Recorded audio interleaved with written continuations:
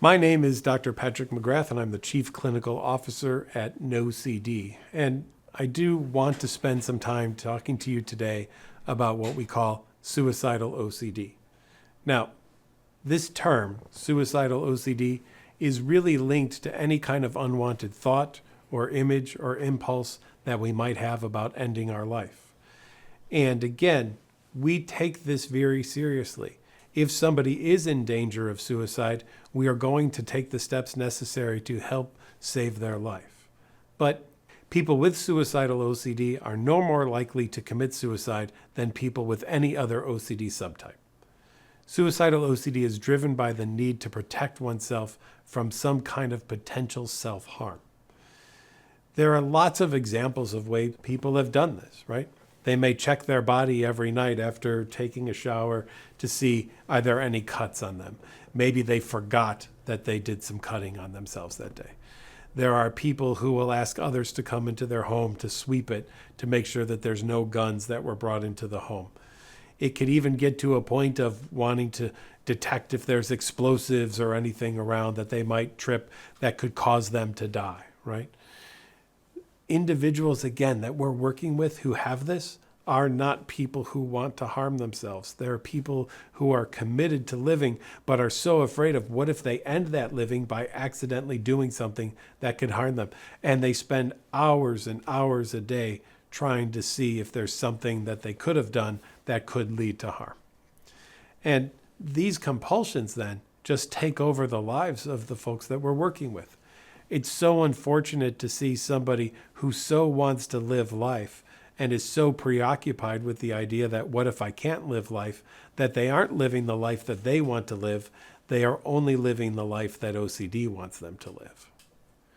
So let's say, for example, we have somebody who is fearful of what if I were to stab myself, who spends at least 2 hours a day taking their clothes off to first assess their entire body to see if there are any knives that might be attached or strapped to them. Then they will go through all of the pockets of all their clothes multiple times to make sure there's no knives in them. They might run a metal detector over themselves to make sure that there's no knives that they've missed, and do all of these things. This could get to a point of not making it to school on time, not being able to get to work on time, or even the alienation of spouses or family members because they want to go out and do things, and you might be stuck doing these compulsions over and over to a point that everyone else says, well, we're going to go. You can join us when you want to. And what happens in a lot of those situations, that's more stress. And when more stress is added to the situation, do you think we do less compulsions? No, we actually do more.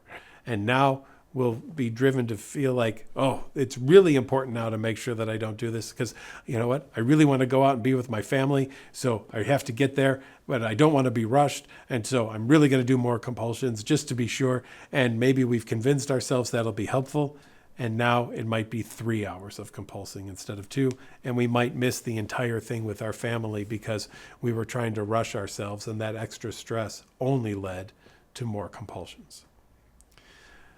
No one wants to live like this, right?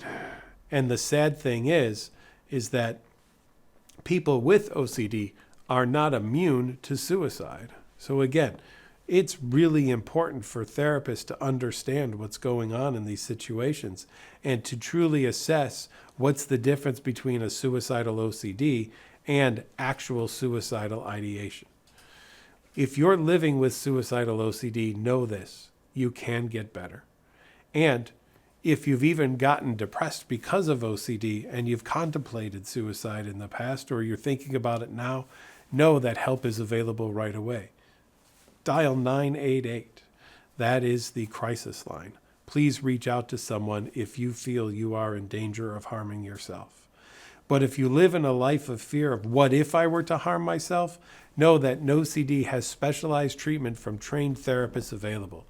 You can learn to manage your symptoms and put yourself, not OCD, in charge of your life. So, if you're ready to start therapy for OCD or if you've got questions about treatment, go to nocd.com today to schedule a free 15-minute call with our team. You can talk to us about your symptoms And what we're going to do is match you with a licensed therapist in our NOCD network who has specialized training in treating obsessive compulsive disorder. You don't have to worry about trying to find somebody who knows what to do. We are there for you, and I hope to hear from you soon.